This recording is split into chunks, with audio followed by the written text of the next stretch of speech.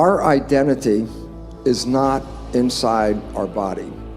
Our identity is picked up by protein antennas on the surface of our cells. The body is like a television set and there's a broadcast coming in. And the relevance about that is sometimes the television breaks, you say the television's dead. And I say, yeah, but is the broadcast still there? There's a number of studies of people who have heart transplants.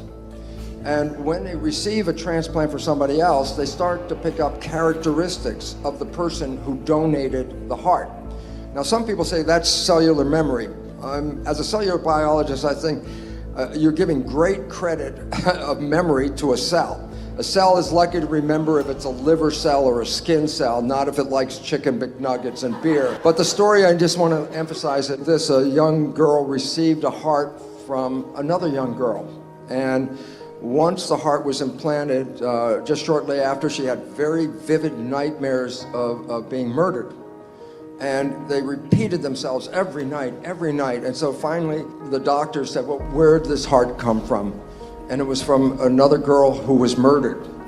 And the relevance about that was the nightmares were so vivid that when the police questioned her about what she had seen, they were able to catch the killer. The point was, the heart cells are still having the self antennas of the person who has died. And so as long as the heart was still present, it was downloading the identity into that heart. And the relevance is, yes, the girl's dead, but she's still there. Why? Because if the heart has the receptors, it still shows that there's a source that's feeding this individual person.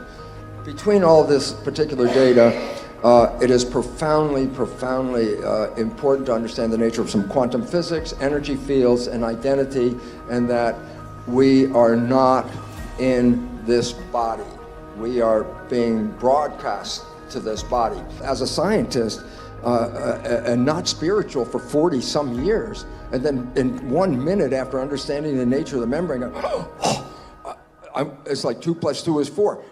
I'm not in here. It was oh my God, I'm not here. And that concept of being outside, then being immortal, was interesting. But then I wanted to add this part because I thought this was the exciting part about my connection with my spirit and my body.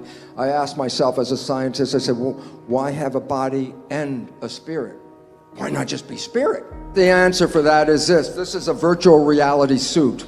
You jump into this suit, you drive it around, the experiences of this suit are sent back to source. That's where we start to recognize your brain activity is not contained in your head. You can use magnetoencephalograph probes outside of your head, and you can read your brain activity. So you're broadcasting back to the field.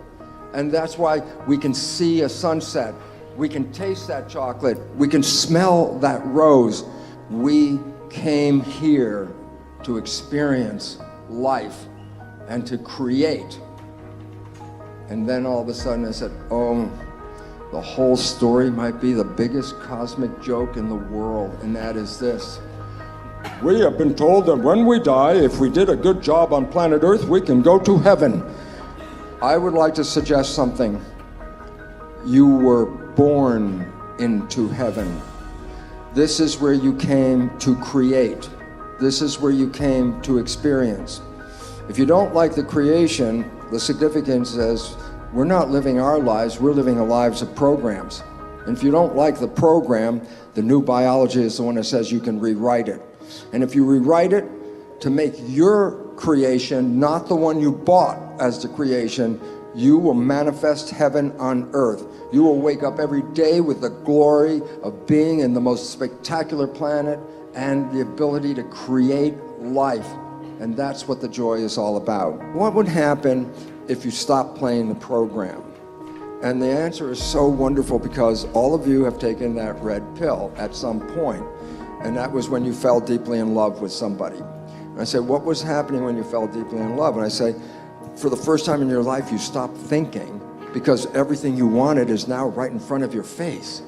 And when you stop thinking and you become what is called mindful, then you are in absolute control. I say, look, your life could suck every day until you met this person, and then heaven. In 24 hours, later, you can experience heaven. And what was the difference? You stopped thinking and started being present. And so it becomes important, if you want to transform, then you stay present and you repeat what you like, and repetition is what will reprogram your subconscious. So as long as you stop the old talk, put in what you want, and repeat what you want, you have an opportunity to rewrite any program in your life.